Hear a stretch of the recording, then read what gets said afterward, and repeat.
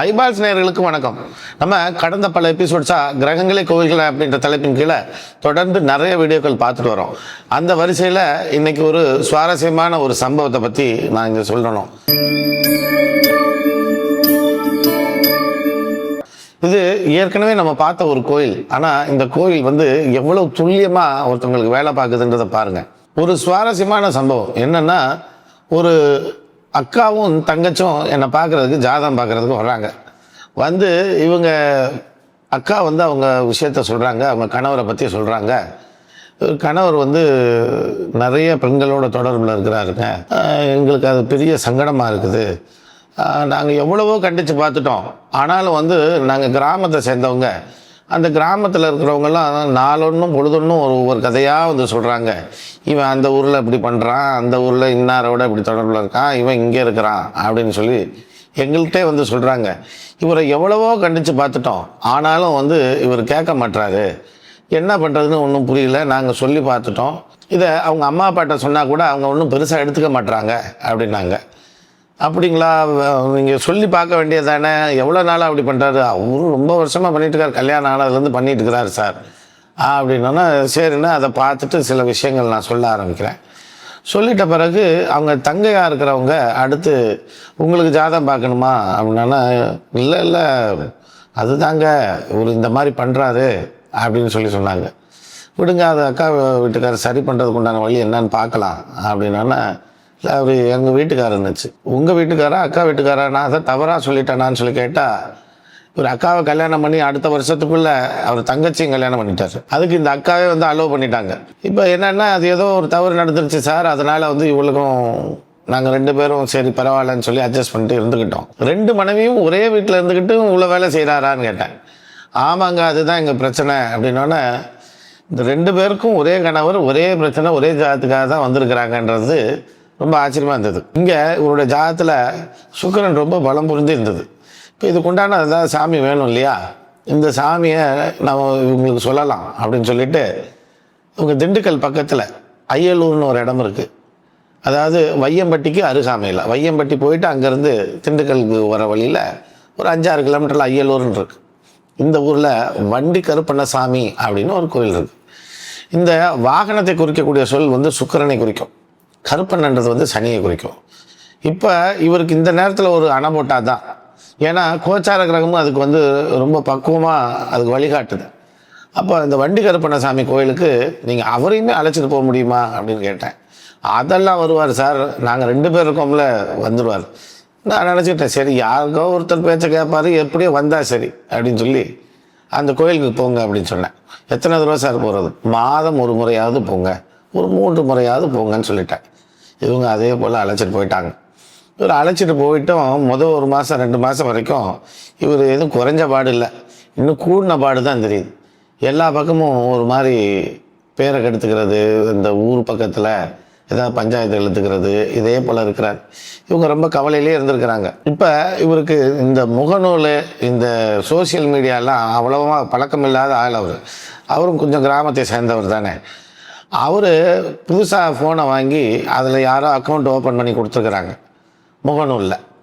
இவர் என்ன பண்ணியிருக்கிறாரு, அதை பார்த்துக்கிட்டே இருக்கும் பொழுது, இது எப்படி ஃபோட்டோ அப்லோடு பண்ணுறது, எப்படி டவுன்லோடு பண்ணுறது, இதெல்லாம் இவர் அப்போ தான் கற்றுக்கிட்டு வராரு.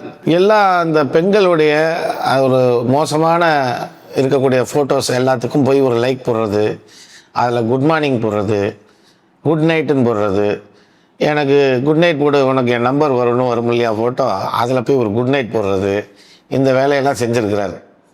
அது மட்டும் இல்லாமல் இவர் ஏதோ அந்தரங்கமாக ஏதோ எடுத்த ஒரு ஃபோட்டோவை அவர் அதில் தெரியாமல் அதை அப்லோட் பண்ணிட்டார். எப்படி அதை டெலீட் பண்ணுறதுன்னு அவருக்கு தெரியல போல இருக்கு. இவர் ஊரெல்லாம் பார்த்துருச்சு. இந்த குட் மார்னிங் குட் ஆஃப்டர்நூன் போட்டதுலேயே இவங்களுடைய முதலாளி, வேலை கொடுத்த முதலாளி, மற்றவங்க எல்லாரும் பார்த்துட்ருக்குறாங்க. இதில் இந்த மாதிரி ஒரு புகைப்படத்தை போட்டோன்னே ரொம்ப மோசமாக ஊருக்குள்ளே பேர் டேமேஜ் ஆகி போச்சு. அந்த ஊர்க்காரங்க எல்லாம் பார்த்துட்ருக்குறான். இப்போ இவருக்கு என்ன பண்ணுறது தெரில. டேய், நீ அதை அழின்னு சொல்லி யாரோ ஃபோன் பண்ணி இந்த பெண்கள்கிட்ட தான் சொல்லியிருக்கிறாங்க. இவங்க என்னவோ ஃபோட்டோவை போட்டியாமே, அதை கொண்டு அழிச்சு விடுன்னு சொன்னால் அவருக்கு அழைக்க தெரில, இந்த மனைவிக்கும் அழைக்க தெரில, அவங்க தங்கச்சிக்கும் அழைக்க தெரில. இதை யார்கிட்ட கொண்டு போய் காட்டினாங்க தெரியுமா கடைசியா? அவங்க முதலாளிகிட்ட. ஐயா இதில் வந்து ஃபோட்டோ, இது மாதிரி ஃபோட்டோ ஏதோ தெரியாமல் கைப்பட்டு போயிடுச்சு, இதை வந்து எப்படி எடுக்கிறது? அதெல்லாம் தெரியும், நாங்கள் காலையிலேயே பார்த்துட்டோம் அந்த ஃபோட்டோவை, யார் கூடடா நிற்கிற நீன்னு சொல்லி கேட்டு அவர் கண்ணா அப்படின்னா திட்டிருக்கிறார். இன்னொரு தடவை இந்த மாதிரி நீ செஞ்சீங்கன்னா உன்னை ரோட்டில் நிற்க வச்சுருவேன், பார்த்துக்க, தூக்கி உள்ளே உட்கார வச்சுருவேன். 2 பொண்டாட்டி வச்சுருக்கிற, போனால் போது, பரிதாபமாக உனக்கு வேலை கொடுத்து வச்சுருந்தா நீ என்ன வேலை செய்கிறன்னு சொல்லி சத்தம் போட்டு அப்போ ஒரு இறுக்கம் பண்ணி அந்த ஃபோட்டோ வாங்கி அவங்க பையன் டெலீட் பண்ணி கொடுத்துட்ருக்குறான். அதோடு அந்த ஃபோனுக்கும் அவன் முழுக்க போட்டுட்டாரு, பட்டன் வச்ச ஃபோன் வாங்கிக்கிட்டாரு, மனைவி கிட்டெல்லாம் சாஷ்டாங்காமல் மன்னிப்பு கேட்டுருக்காரு. அதுக்கப்புறம் ஒழுக்கமாக வீட்டில் இருக்கிறாரு. கடந்த 2 மாதமாக எந்த விதமான இதுவும் இல்லை சார், வேலை முடிச்சு நேராக வீட்டுக்கு வந்துடுறாரு. அவங்க ஓனர் ஃபோன் பண்ணி எங்கள்கிட்ட கேட்குறாரு, வந்துட்டானா வீட்டுக்குன்னு கேட்குறாரு. நாங்களும் வந்துட்டான்னு சொல்லு, ஓனர் கேட்டால் சொல்லிடுறாரு, நான் இங்கே தான் இருக்கேன்னு சொல்லு, நீங்கள் இருந்தால் இருப்பேன்னு சொல்லுவேன், நீ இல்லைன்னா இல்லைன்னு சொல்லிடுவேன்னு சொல்லி மிரட்டி வச்சுட்டாங்க. ஆள் வந்து இல்லை, இனிமேல் ஜென்மத்துக்கு இந்த மாதிரி வேலை செய்ய மாட்டேன், எனக்கு அசிங்கமாக போச்சு, ஊருக்குள்ளே எவன்கிட்ட போனாலும் அந்த கேள்வி கேட்குறான் என்ன, இனிமேல் இந்த மாதிரி வேலை செய்ய மாட்டேன்னு சொல்லிட்டு ஒழுக்கமாக இருக்க ஆரம்பிச்சிருக்காரு. இதை அவங்க வந்து என்கிட்ட ரொம்ப கவலையாக சொன்னாங்க. ஆனாலும் எனக்கு சிரிப்பு வருது. இது இப்படியெல்லாம் கிரகங்கள் வேலை செய்யுமா? ஒரு இறைவன் வந்து இப்படியெல்லாம் ஒரு மனிதனை திருத்துறதுக்கு வழி பண்ணுமா?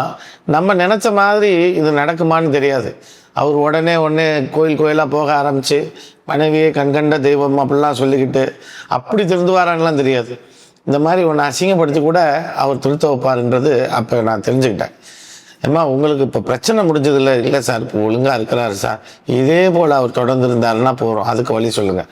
இவர் எப்பெல்லாம் சேட்டை பண்ணுறாரோ அப்பெல்லாம் நீ அந்த கோயில் கூட்டு போ அப்படின்னு சொல்லவும் அவங்களுக்கு ரொம்ப பெரிய மகிழ்ச்சி. இந்த கோயில்கள் இப்படி தான் சூட்சமமாக உள்ளிருந்து வேலை செய்யும். நம்ம 4 தடவை போயிட்டோம் சார், ஏன் சார் அது இன்னும் நடக்கலை, இப்படிலாம் நீங்கள் கேட்டுக்கிட்டு இருந்தீங்கன்னா இன்னும் 40 தடவை போனாலும் போயிட்டுருக்கணும். அது என்னவா வேலை செஞ்சுருக்கு, உங்களுக்கு எதுவாக மாற்றி கொடுத்துருக்கு, உங்கள் வாழ்க்கை பயணத்தை எப்படி மாற்றுதுன்றதை கூர்ந்து கவனித்து நீங்கள் தெரிஞ்சுக்கோங்க. இதுபோல் நிறைய சம்பவங்களும் நிறைய அதிசயமான கோயில்களும் நம்ம தமிழ்நாட்டில் ஏராளம். உங்கள் ஜாதகத்திலேயே அல்லது உங்களுக்கு தெரிஞ்ச நபர்களே இந்த சுக்கிரன் அதீத பலத்தினால இந்த மாதிரி வேலை செய்கிறாங்கன்னா நீங்களும் இந்த வண்டி கருப்பண்ண சாமியை ஒரு முறை முயற்சி செய்து பாருங்கள். என்ன நடக்கும்லாம் சொல்லாதீங்க, நீங்கள் விஷயத்தை செய்ய சொல்லுங்கள், அப்புறம் நடக்கிறத நீங்கள் பொறுத்திருந்து பாருங்கள். இதுபோல் நிறைய சுவாரஸ்யமான சம்பவங்களும் அதிசயமான கோயில்களை பற்றி அடுத்தடுத்த வீடியோவில் பார்க்கலாம். அது வரைக்கும் நன்றி, வணக்கம்.